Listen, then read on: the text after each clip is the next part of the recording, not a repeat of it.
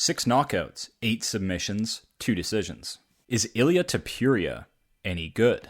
There are a lot of questions surrounding Ilia Topuria right now. When will his next fight be? Is it going to be Islam, Arman, or Charles? Will we actually get to see him clash with the Titan Paddy Pimblett after all these years? But tonight we answer a different question. Is his style actually any good based on data? Or is he just getting the right opponents at the right time? I honestly think his title run was a little overrated compared to other divisions. Like Josh Emmett for your title eliminator, really? But a luxury the UFC will afford you when you KO people out cold is just that. You will get a quicker rise up the ranks. Ilia is no ordinary fighter. Him and his brother quit grade school to pursue fighting as their life's work. And if that's not dedication, then what is? Ilia brings in a destructive fan-friendly style, and is also undefeated at 16-0.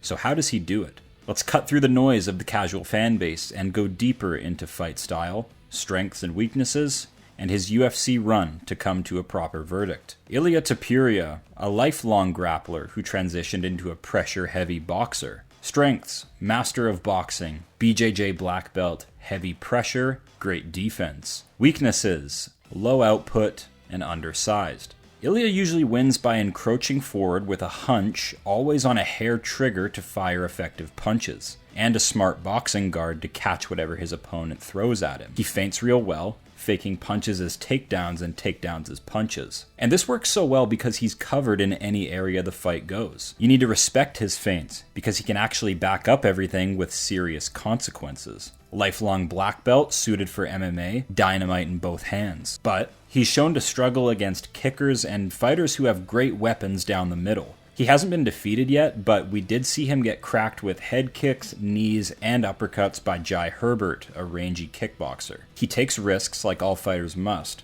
but we need to keep in mind that all of this adversity he faced took place against an unranked lightweight. Best performance, Josh Emmett. Now, with each Josh Emmett fight I see, I'm completely convinced that his nuclear right hand has bailed him out of a lot of fights that he should have probably lost. I won't use the word fluke, but when almost every fight you've had, you've been outstruck, we need to talk. Ilia dominated him with feints and a shoulder roll.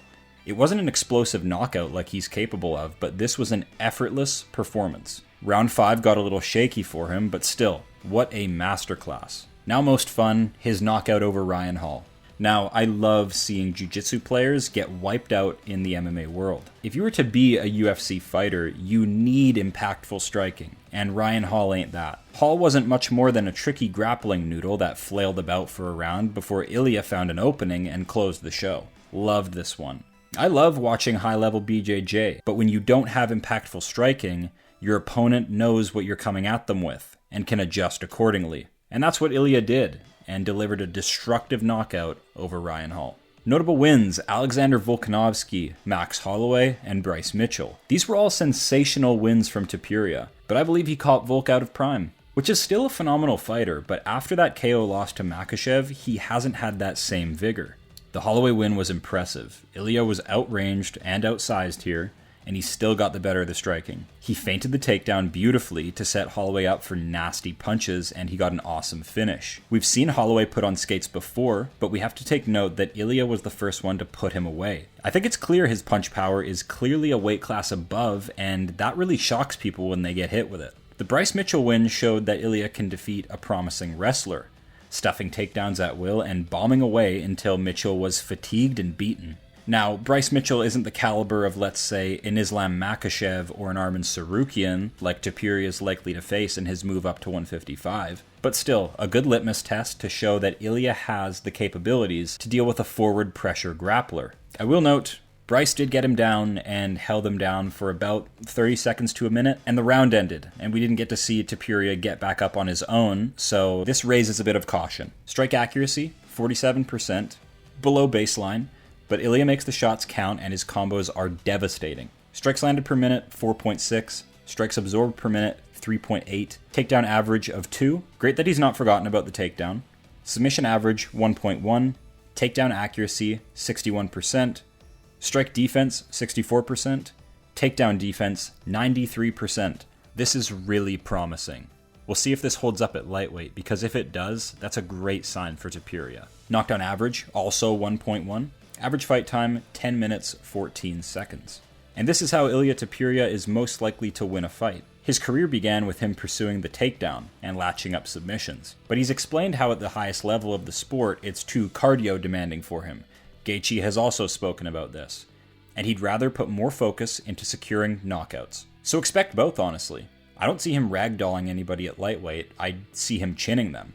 But I think we've all learned by now, never say never in MMA. Because Ilia's skill set has him ready for anywhere the fight goes. And until we see another fighter with the ability to really push his cardio, he's ultra dangerous and hard to solve, even if undersized. Topuria carries this confidence and aura of invincibility with him that you need if you're to be a professional athlete. But his one showing at lightweight was a little concerning. I was ready for him to defend against Lopez or rematch Volk or even a Yair matchup, honestly. But instead, he's moving up a weight class where he will be even more undersized than he already is. So I'm doubtful, if you haven't already noticed. But I love Topuria's style. So say a little prayer to the MMA gods, and say it daily, that one day we get to see him versus Islam Makhachev. And I'll be starting to break down these types of big matchups in the near future, so stay tuned.